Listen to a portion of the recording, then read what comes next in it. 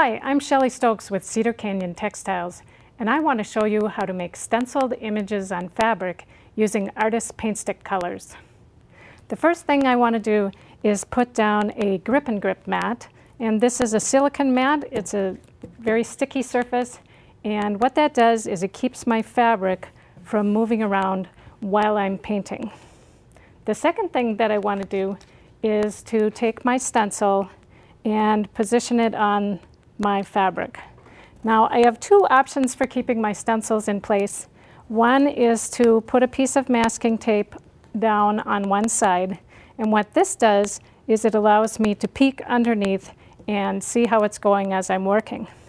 The other option is to spray the back of my stencil with a repositionable adhesive like 404, and it's really a matter of personal preference. Now, stencils are often cut with multiple images like this one, and the images can be fairly close to the edge. So I like to use sticky notes to cover up areas that I'm not going to paint, because it's quite easy to get paint where you didn't expect it to be. All right, we have our sticky mat, we have our stencil in place, and we've covered up everything.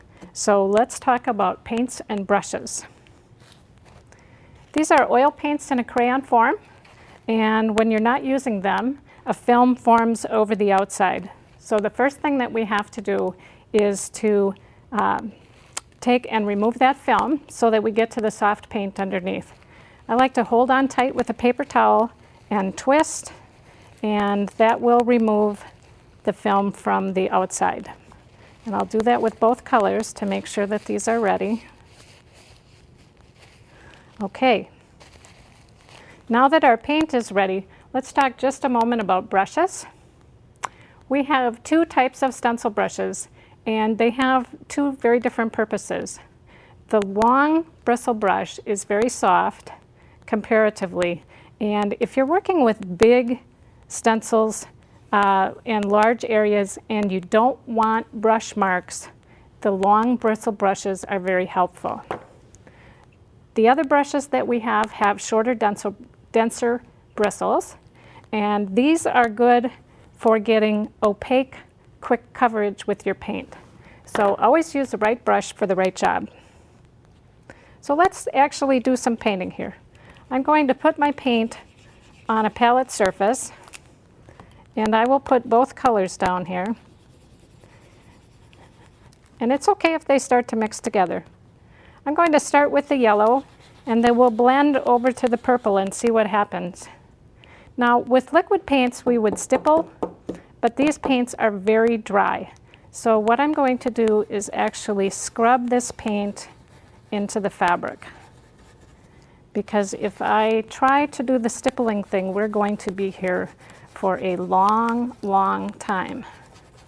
If you have a long bridge, you can actually just kind of hold that down with your finger. I wind up painting my fingers quite often, but they clean up just fine. Now I'm going to switch over to the purple. Actually mix that in a little bit and go down the middle of my leaf.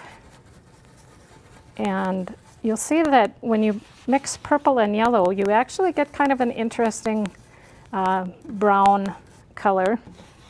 But I wanted to show you that you can blend from color to color right on your fabric as you're working. You don't need to mix those colors on the palette. Now I can lift up my stencil to see how I'm doing. And if I decide that I want more color, I can put this back down and continue. So let's take a look at some other things. One question that people have a lot is, how do I clean up when I'm done?